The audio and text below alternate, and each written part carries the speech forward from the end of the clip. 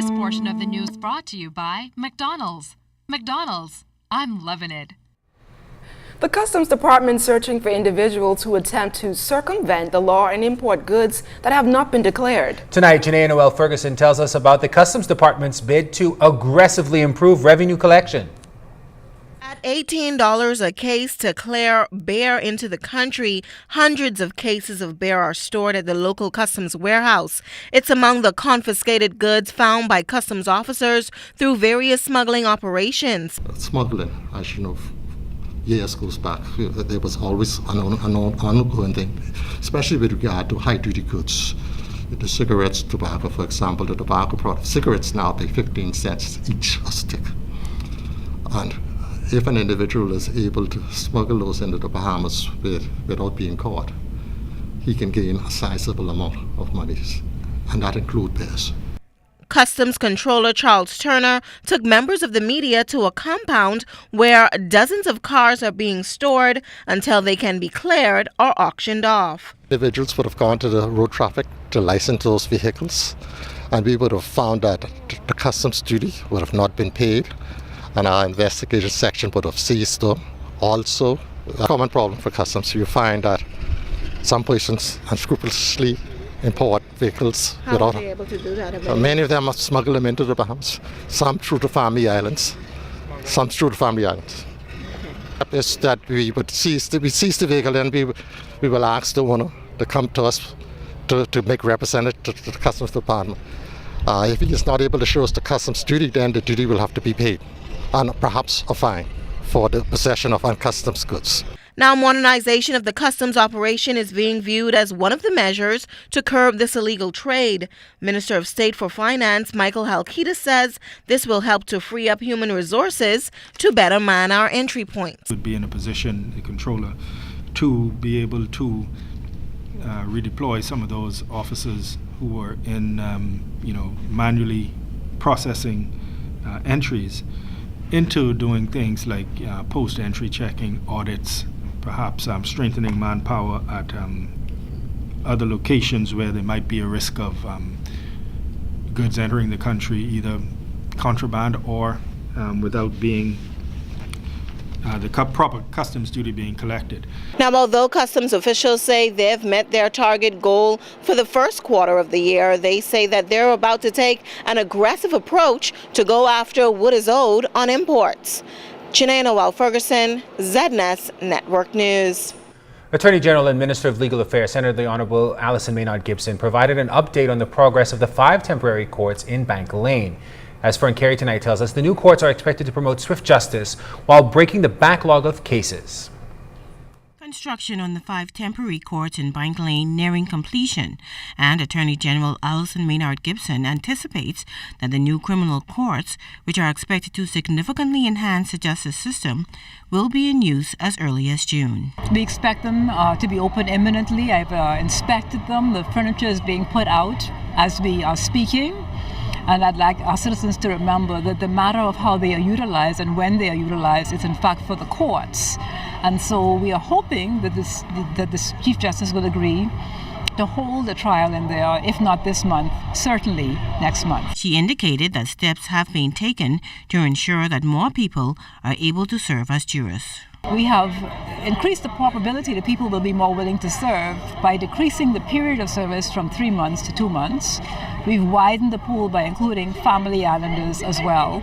And we are making it clear that service on a juror, to let the potential juror, does not mean actually physically serving the juror, but the juror can be contacted by the information, the contact information that person has given the parliamentary registrar when that person registered to vote. Now, it has been suggested that the tenure of serving judges be extended. The Attorney General says it is something that is seriously being considered. These matters are now before the Constitutional Commission. I don't think that it is something that's going to be immediately focused on by the Constitutional Commission. That involves a change in our Constitution. But certainly it is something that is important, and it is going to be considered, but it's not in the immediate future. Fern Carey, ZNS Network News. 31-year-old mother of three Aniqua Allen is expected to be sentenced on Monday after pleading guilty to 2 drug-related charges in connection with that drug bust at the Lynden Pinling International Airport yesterday. In court, Allen pleaded guilty to importation of dangerous drugs and possession of dangerous drugs with the intent to supply. She was arrested at the airport yesterday afternoon after officers from the Drug Enforcement Unit searched several home appliances she imported. The officers discovered 7 pounds of suspected cocaine inside with an estimated street value of $50,000. Attorney Ian Cargill is representing Allen. The countdown is on to the government's intention to regularize Webshop Gaming in the Bahamas, despite the unanimous decision made at last year's gaming referendum not to legalize the industry.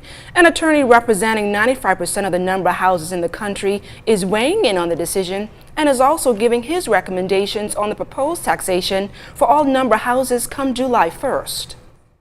Attorney Alfred Sears believes there are at least 45 gambling houses in the Bahamas that rake in roughly $380 million in projected sales annually. However, he believes if the government agrees to a 5% taxation rate, it would not only open up a window of opportunities for the country's #1 industry, but will also allow web shop operators to maintain their international standards and obligations. A fair rate would be 5%, which is the rate currently applied to the casinos. And based on that rate, the government receives on average about $28 million each year from the casinos.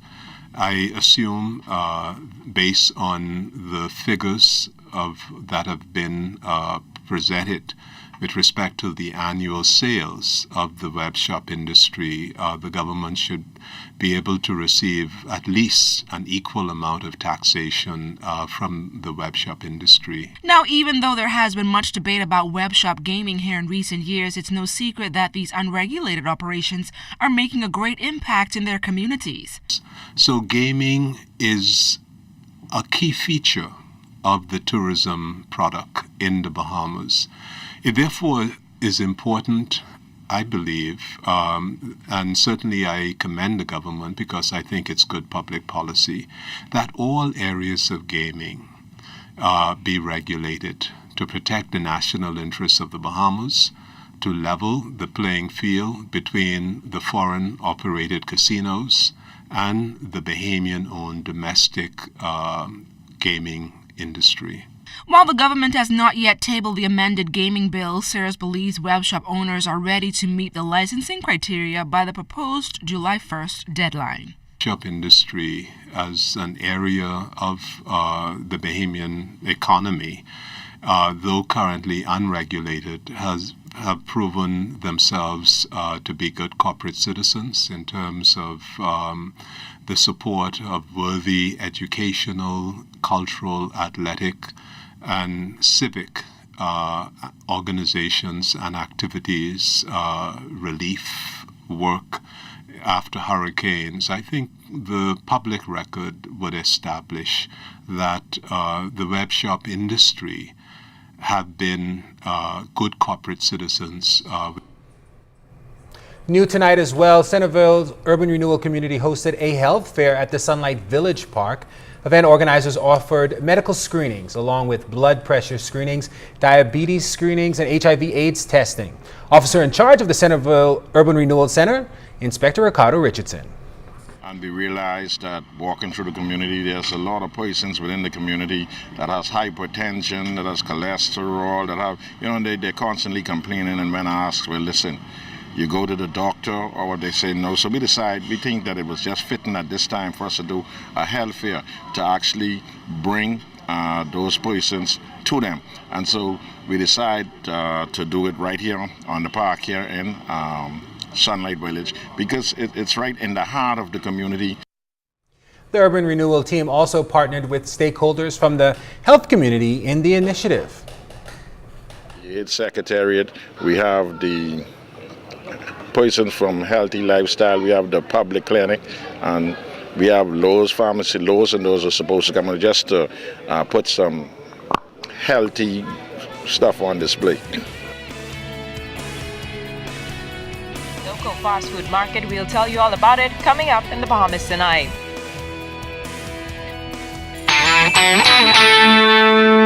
This portion of the news was brought to you by McDonald's. McDonald's, I'm loving it.